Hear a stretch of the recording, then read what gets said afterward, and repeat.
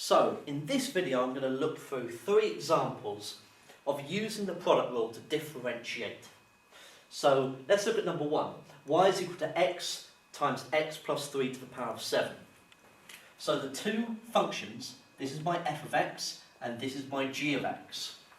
So dy by dx is the first times the derivative of the second.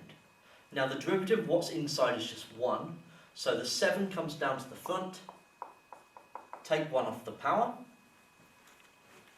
plus the second times the derivative of the first. Now the derivative of the first is going to be 1, so I've got this x plus 3 to the power of 7. So now if I simplify this, I'm going to have 7x, x plus 3 to the power of 6, plus x plus 3 to the power of 7. Okay?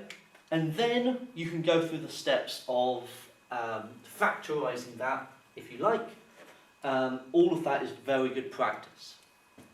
But I'm just going to leave it there. For this second one, here is my first function, here is my second.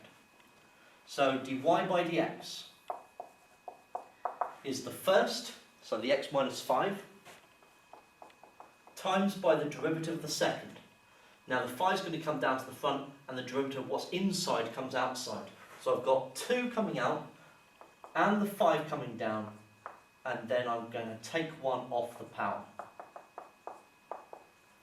Plus the second times the derivative of the first. Now the derivative of the first will just be 1, so I'm going to have that 2x plus 1 to the power of 5.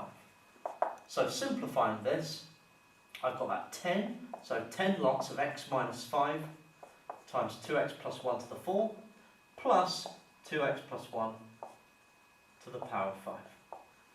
And once again, it would be good practice to then factorise this. Okay? So for the last one,